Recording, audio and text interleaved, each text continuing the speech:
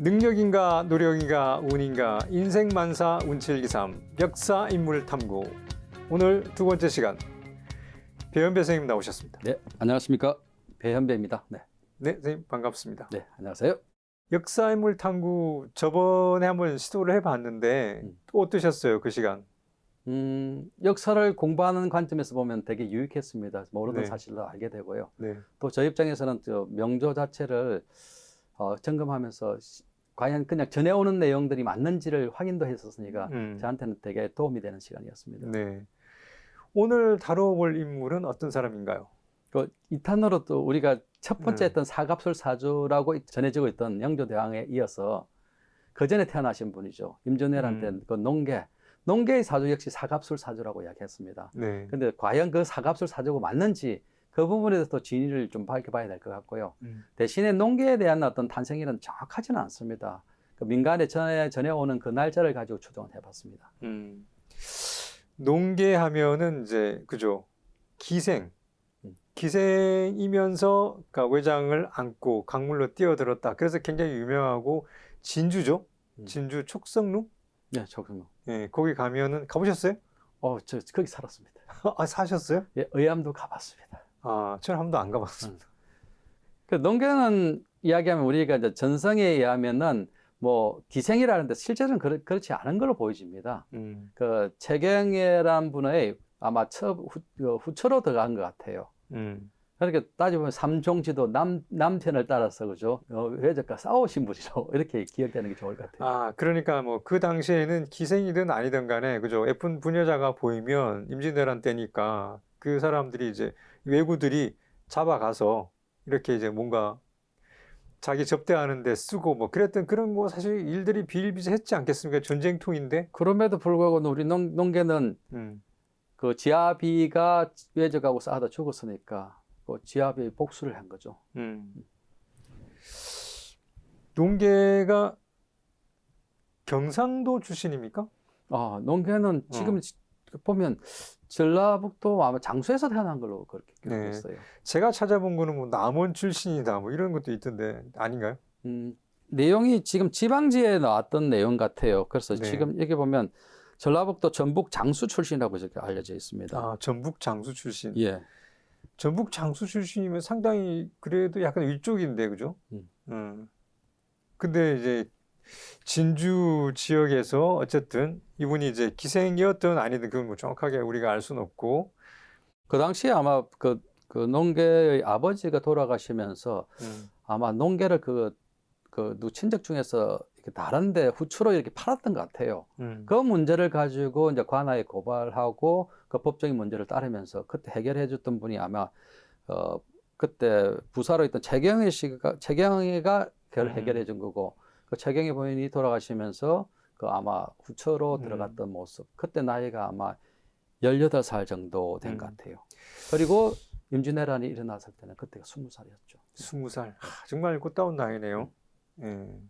과거의 얘기는 아닙니다만은 이제 현대에 와서 그죠 농계라는 노래도 있었어요. 사실 유행가. 네, 가수는 이동기라는 분이 옛날에 불렀죠. 아, 그 이동기라는 분이 불렀습니까? 네, 그런 노래도 있었고 또 그 드라마나 아니면은 이제 단막극 뭐 이런 식으로도 굉장히 많이 만들어졌던 것 같은 느낌이 들어요.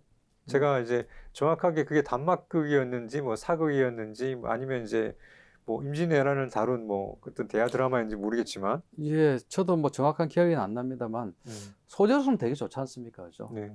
그 농계란 개념이 이름도 사실 또 독특하잖아요. 옛날에는 이름 이쁘게 지으면 오래 못 산다고, 그죠? 논계, 난 개라는 경상도를 낳다는 게 이제 놓았다, 그죠? 이런 개념이니까 개라고 짓다는 것이 사실 뭐 똥개 뭐 이런 이야기 개들이 들어가면 그렇게 좋은 건 아니는데 그 대신에 장수하려 짓는데 오히려 이렇게 장수하지는 못하셨고요. 아, 그 개였습니까? 처음 알았습니다. 지금 왜냐하면 농계가 지금 전성에 이야기하게 되면 개띠라는 이야기죠. 네. 개띠로 태어나신 거죠. 아, 그 농계도 우리가 태어나셨다. 전 시간에 이야기했던 영조대왕처럼 농계의 태어난 날이 태어난 그 사주가 천원일기격이라 해서 천지일기격이라 해서 하나의 귀로 단일된 명식인데 갑술년에 태어났고 갑술월이고 갑술 일에 갑술 시에 태어났다고 그래요. 선생님께서는 그러면 농계 사주를 어떻게 추정하세요? 저도 이제 지금 뭐 아마도 사후에 그 농계에 대한 어떤 전설이 만들어지면서 그 사주를 아마 했던 것 같은데, 근데 농계는 뭐 태어난 날은 다른 해는 1574년이라고 그러니까 1574년 음력으로 9월 3일 정도 태어났다고 그래요. 9월 3일. 그래서 그때 술시다. 어쨌든 시간은 지금 술시로 잡아야 되는 거죠. 그죠? 1574년 9월 3일 술시. 그 음력으로 9월 3일 술시라고 이렇게 봤을 때 이때가 말 그대로 사주로 볼 때 사갑술 사주가 맞는지를 봐야 되겠죠. 근데 그렇게 따져보니까 일의 그 영조대왕 이야기처럼 농계의 사주는 갑술년은 맞아요. 갑술 1도 맞아요. 갑술 신은 맞는데 달이 틀려요. 달이 뭐냐면 계유월입니다. 네. 그래서 우리가 사주를 보는 것은 음력 양력으로 보는 게 아니고 사실은 절기로 봐야 되거든요. 그렇죠. 네. 근데 절기가 이때 갑술 1이 되려면은 계유월이에요. 그러니까 이게 맞지가 않는 거죠, 기본적으로. 그래서 이게 상징적인 구성이지 천문학적이, 그러니까 우리가 이야기하는 사주명리학적인 사실은 사실 아니에요, 이게. 역사적인 인물들을 보면은, 그러니까 알려진 사주랑 실제 사주랑 틀린 경우가 너무 많지 않습니까? 그렇죠. 이게 왜냐하면 농계에 대한 이야기는 우리가 개라는 동물이 상징하는 게 있지 않습니까? 개는 기본적으로 집을 지키지 않습니까? 지킬 숫자에 대한 문제에 대한 이야기고요. 또 하나 생각해보면 개는 충절의 상징이잖아요. 주인을 섬기잖아요. 섬기죠. 그래서 아마도 농계에 대한 이야기가 임진왜란과 거 연결시켜서 사갑술 사주로 변모되지 않는다 생각됩니다. 그러면 정확하지는 않지만 농계 사주를 통해서 추정을 했을 때 농계는 어떤 성향의 사람일까? 어떤 성격의 사람일까? 좀 한번 풀어주시죠. 예, 지금 이야기면 요래 갑일 사주예요. 요리란 것은 내가 정관격의 사주예요. 우리가 말 그대로 사주 중에서 이야기하면 가장 귀한 것이 이제 정관을 쓰는 건데, 정관격의 사주를 가지고 바깥으로 이야기하면 본인한테는 인을 쓰는 겁니다. 관이 상생하는 구조예요. 그 사주는 되게 이쁜 사주죠. 좋은 거죠.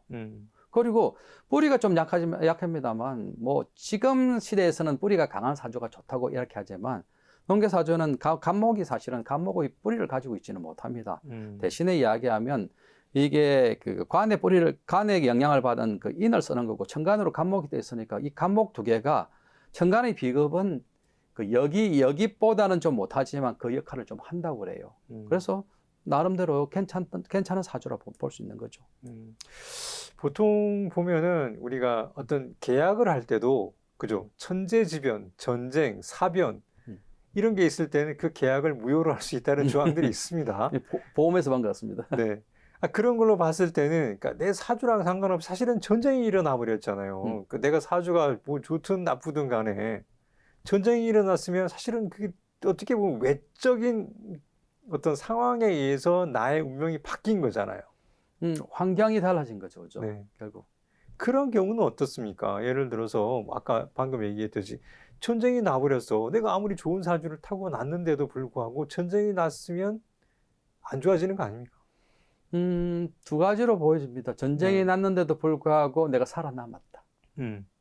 사주가 좋았어. 네. 전쟁이 나서 내가 그 사주가 좋아서 죽었지만 내가 이름을 남겼다. 그럴 수도 있겠죠. 네. 그래서 우리가 비행기 사고 났어요. 네. 물론 비행기 사고 나면 거의 대부분 죽지만 살아난 사람도 있어요. 네, 있죠. 내가 말 그대로 사주가 좋아서 그 운을 뚫어내는 거죠. 농계 사주를 보면 그러니까 어떤 성격의 사람이다. 그 정관격 사주란 결국은 공명정대한 거죠. 예의범절, 규범을 지키는 이런 사주 그거잖아요. 네. 그래서 그 농계의 사주는 기본적으로 내가 충절에 상징하는 사주 구조는 맞습니다. 그런데 문제는 이분이 자기 입장에서 얘기하면 10대를 지나가게 되면 사오미 대운으로 갑니다. 그 정관격이란 금을 쓰는 사주가 화를 쓰는 식상의 운으로 가요. 그럼 예능 쪽이겠네. 예능 쪽으로 가긴 가지만 우리가 사주 운을 보게 되면 관의 사주가 식상을 만났으니까 결국은 그게 관이 깨지는 모습이잖아요. 네. 그렇게 결국 따면 이게 관이 깨지는 모습은 이런 구조는 또 내가 생명하고도 관계는 됩니다. 생명 쪽에서 내가 문제가 생길 수 있다. 이렇게도 볼 수 있죠. 생명 쪽에도 문제가 생길 수 있다. 그래서 이제 내가 가진 수명을 보아서 수명보다 못 사는 모습이죠. 왜냐하면 이 사주는 어쨌거나 내 간목일주가 내가 뿌리가 없는 구조예요. 뿌리가 없는 거고 그 뿌리에 좀 그나마 내가 인을 생해주는 그 유금이 금이 화의 기운에서 내가 못 쓰는 구조로 가니까 조금 불편합니다. 그런 쪽에서는. 그러니까 생각을 해보면 약간 사전에 죽기 전에는 무명이었다가 사실은 사후에 유명해지는 거잖아요. 이분 같은 경우에는. 그런 경우 많지 않습니까? 우리가 화가들도 그죠. 생전에는 빛을 못 봤는데 그 이후에 이게 운이 좋아서 뜨는 경우도 있는 거죠. 네. 뭐 우리 대표적으로 전에도 저희가 한번 다뤘지만 대표적인 사람이 이제 고흐 같은 사람이겠죠. 그렇죠. 네. 예. 이게 생전에 얼마나 가난하고 힘들게 살았습니까? 그죠? 그 생전에 가난했던 이야기는 일단 사주 구조 자체가 사주체가 그렇게 좋지 않았다는 이야기죠. 근데 농계의 사주를 만약 이 날로 잡는다면 사주작으로는 그렇게 크게 나쁜 구조는 아니에요. 대신에 자기가 운신의 폭 자체는 좀 그렇게 자기가 사주가 강하지 못하니까 넓다고 보기는 좀 어렵죠. 요즘 같은 경우, 그러니까 뭐 요즘 같은 경우에도 예를 들어서, 그러니까 그렇게 어떤 외적인 일, 외적인 요인 때문에 생각해 보면 요즘 같은 경우에는 전쟁, 우리나라 같은 경우는 전쟁보다는 또 생각해 보면 경제 위기, 그죠? 이런 것들 때문에 이제 미국이 예를 들어서 다른 나라랑 전쟁을 한다, 뭐 이런 경우. 이스라엘이나 생각해 보면 이스라엘이나 그 지금 중동이랑 전쟁하고 팔레스타인은 전쟁을 하고 있는데 그 경우에 내가 이스라엘 국민이었어요. 이스라엘의 한 주민이었어. 그러면 전쟁에 휩쓸리잖아요, 사실. 내 운하고 상관없이. 네. 그러니까 그런 외적인 요인들이 내 운명에 크게 영향을 미치게 되는데 과연 이게 어디가 중심이냐? 사주가 나의 개인적인 이런 운이 중심이냐? 그죠? 외적 국가나 아니면은 다른 사회적인 요인, 이게 중심이냐? 이게 굉장히 문제가 될 수 있지 않습니까? 일단은 뭐 두 개 다 중요하겠죠, 그죠? 이런 거죠. 잘 사는 나라의 거지하고 못 사는 나라의 거지는 못 사는 나라의 거지는 굶어 죽겠지만 잘 사는 나라의 거지는 그래도 뭐 이게 동양이라 해서 먹을 살 수 있잖아요.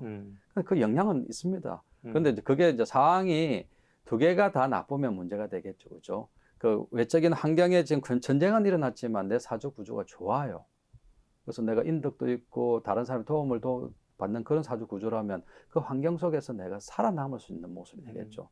근데 그럼에도 불구하고 내 사주가 환경도 좋지 않은데 내 사주 구조도 운이 지금 나쁘게 흘러갑니다. 그러면 잘못될 결과가 나올 수 있겠죠. 농계가 요즘 태어났으면 무슨 일을 하고 있을까요? 지금 이야기하면 어쨌거나 이 사주 구조는 내 관인 상생하는 구조니까 관을 써서 내가 뭐 모양나게 사는 모습은 되는데 문제는 지금 이야기하면 10대, 20대, 30대 지금 이 구조를 보다면 10대, 30, 40대가 기본적으로 좋은 모습은 아니에요. 기본적으로. 그러니까 지금 이야기한다면 자기 뜻대로 지금 안 풀리는 모습이에요. 그거는 운의 흐름은 똑같다는 거죠. 아, 운의 흐름은 똑같다. 예. 그 농계는 1574년에 태어날 때는요, 이 해는 우리가 앞전에 다뤘던 영조대왕과 달리 사갑술 사주가 없습니다. 이 해는. 이 해는 모든 사주는 절기를 기준으로 잡다 보니까 이 해는 1574년에는 사갑술 사주가 안 나오는 사주 구조예요. 그 영조대왕이 태어났던 그 해는 그때가 그 1694년은 그렇게 120년 전의 이야기네요, 그죠? 120년 전에 120년 후에 영조대왕은 그때가 사갑술 사주가 나오는데 농계가 태어난 이 해는 사갑술 사주가 없어요. 예능인의 사주들은 보통 보면 이제 그 식신상관이 강한 사주들이 이제 예능인의 사주라고 볼 수 있는 거잖아요. 그렇죠. 네. 그 농계 같은 경우에는 이제 관이 강하다. 라고 하시는데 그 관이 강하다는 건 사실은 이제 관하면은 우리가 이제 관료가 되거나 아니면 직장 생활을 하거나 이런 쪽으로 많이 가잖아요. 그렇죠. 그런데 이제 이 사주에서 예능으로 갈 수 있느냐고 이야기할 때는 이제 갈 수 있다고 보는 거죠. 왜 볼 수 있느냐 하면 일단은 예능을 쓰는 것이 좋아서 쓰는 건 아니에요.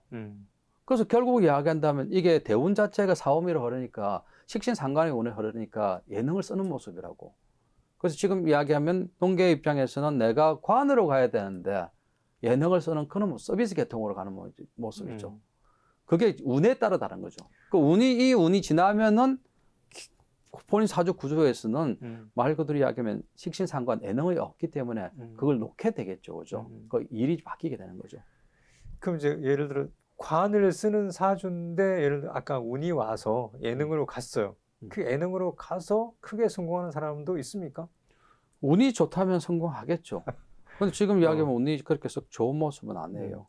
굳이 이야기하면 30대 되면 기사대원 가게 되면 조금 그래도 낫지만 이렇게 경호대원 이렇게 왔을 때는 그렇게 좋은 모습으로 보이지는 않습니다. 사실 뭐 농계하면 어떻게 보면 충절의 인물이다 이렇게 볼 수 있는데 우리가 이제 어떤 충성심, 충절, 의리 이런 거를 지키거나 이런 거에 강한 사주 어떤 게 있을까요? 어떤 사람이 우리가 충절의 사주다 이렇게 볼 수 있을까요? 일단은 사주 구조가 좀 이렇게 순환상생하는 구조 좀 잘 돼 있어야 되겠죠, 그죠? 뭐 말 그대로 관을 쓰는데 옆에 이야기하면 식신상관이 와가지고 관을 때리고 있어요. 그럼 관의 모습을 지키지 않는 모습이죠. 그럼 이런 사주 구조는 대개 이야기하면 내가 예의 범절이 없다는 개념이 강하잖아요. 내가 이야기하면 지켜야 될 거 준수하지 않는 모습이라고. 근데 그런 구조가 아니어야 되겠죠. 그래서 농계 같은 경우는 어쨌든 사주 구조가 깔끔합니다. 지금 이야기하면 정관격의 사주가 인을 본 사주예요. 그럼 관상생하는 구조니까 옛날 이야기하면 제일 좋은 모습의 사주 구조예요. 기본적으로. 역사적으로 굉장히 유명하기도 하고 우리한테 굉장히 잘 알려져 있기도 한 인물인데 또 찾아보면 그 구체적으로 그분이 이제 예를 들어 뭐 살아온 삶이라든지 이런 부분들은 사실은 잘 나타나 있는 부분은 별로 없어요. 생각해 보면 그렇지 않습니까? 그렇죠. 그때는 뭐 이렇게 이게 뭔가 기록의 시대가 아닌 것 같아요. 대부분 시대였잖아요. 그때가. 기록은 사실은 그 특정 인물에 대한 기록이죠. 예.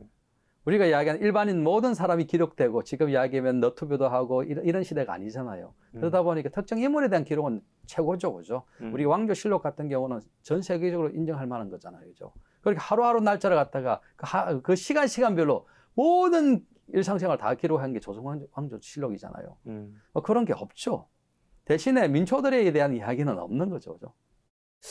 그러니까 민초였지만 이분이 굉장히 이제 이후에 사후에 유명해진 거죠. 유명해져서 이제 이게 역사적으로 뭔가 기록을 하려고 했으면 꼼꼼하게 해야 되는데 그 이전의 행적들이 사실은 애매모호하고 좀 베일에 가려져 있고 그러니까 생각해 보면 조선 시대 사람들이 그러니까 농계의 삶에 대해서 그렇게 이제 볼 만한 게 없다고 본 거겠죠. 어떻게 생각을 하면 예를 들어서 이제 기생이었다 뭐 기생으로 유명한 사람은 황진이 뭐 이런 사람이 유명하잖아요. 그렇죠. 신문제 사회다 보니까 그 기준이 정해져 있었죠, 그렇죠. 말 그대로 이야기하면 사회적으로 이렇게 등망이 있는 그런 사람들은 그 기록이 좀 남아 있지만 그렇지 못했던 거고 그 농계에 대한 이야기도 그 이후에 뭐 아마 지방지라든지 이런 데서 아마 추모하는 과정, 특히 진주 같은 경우는 또 그 농계의 추모하는 그런 행사를 하다 보니까 그게 또 드러나지 않나 봅니다. 농계는 뭐 그 우리가 실록에 기록되어 있다든지 그런 건 전혀 없는 거죠. 없습니다. 네. 예. 실록은 없고 아마 전성 내려오는 그런 개인적인 어떤 뭐 그래는 좀 있을 수도 있겠지만 그 실록에 들어가야 될 내용이 사실은 없잖아요.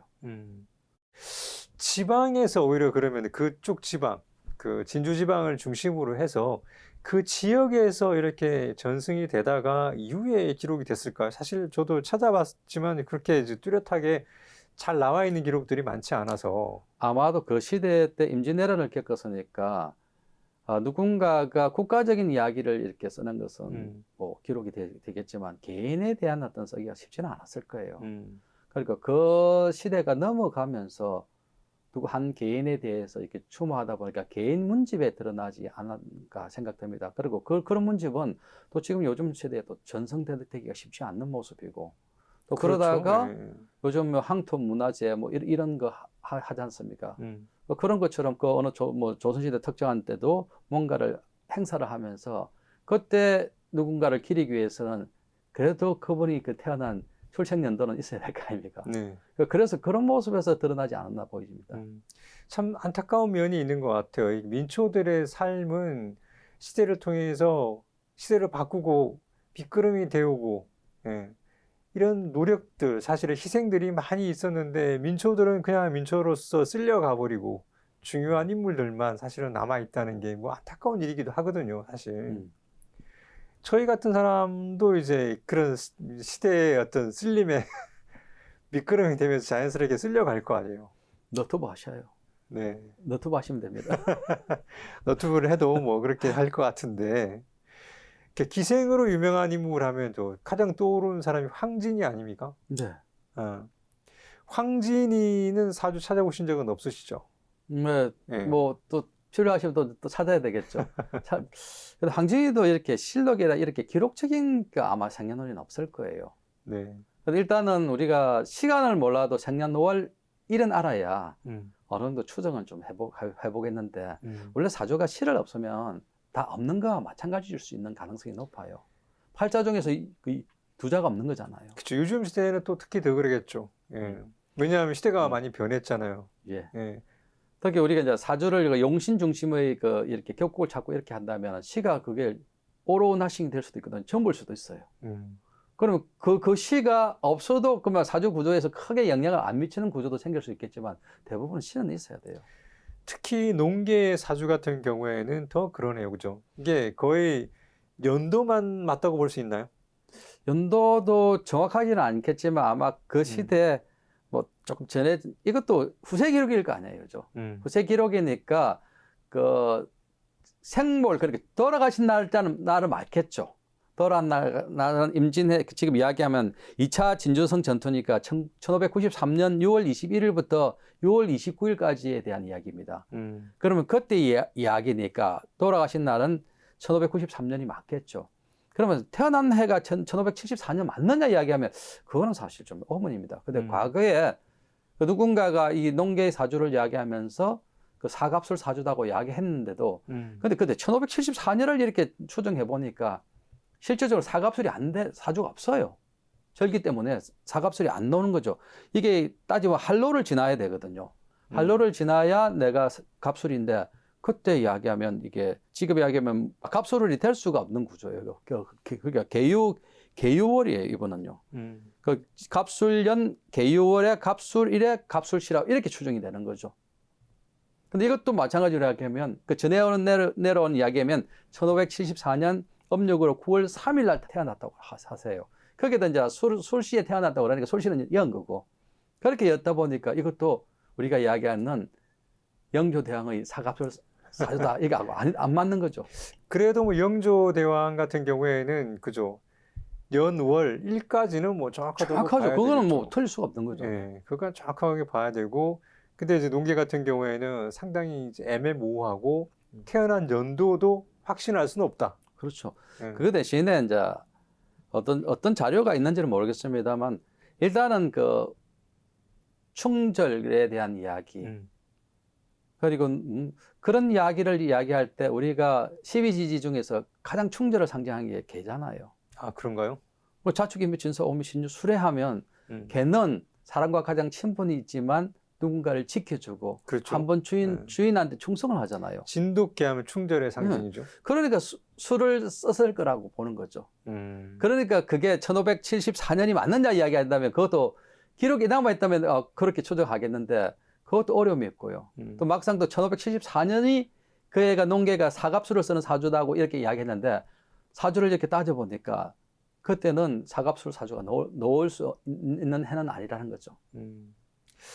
또 다른 방향으로 생각해 보면 참 앞으로의 세상에서는 민초들이 좀 더 흥할 수 있는 세상이 왔으면 좋을 것 같다 이런 생각이 드네요. 민초들이 그저 역사의 미끄러움으로만 쓰이지 말고 민초들이 좀 흥하고 민초들이 좀 자기 이름을 내세울 수 있고 이런 세상이 좀 왔으면 좋겠어요. 민초의 입장으로서. 그렇게 따진다면 지금 상관의 시대 아닙니까?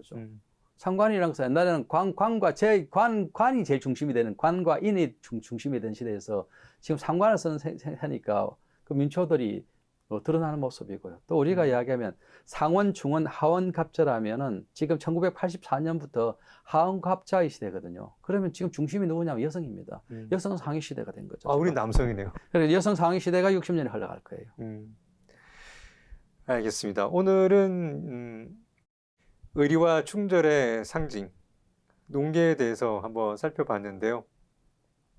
앞으로의 세상은 좀 더 민초들의 이름이 빛나는 시대가 왔으면 좋겠습니다. 예, 오늘 나와주셔서 좋은 말씀 대단히 감사합니다. 여기서 마치겠습니다. 수고하셨습니다. 감사합니다.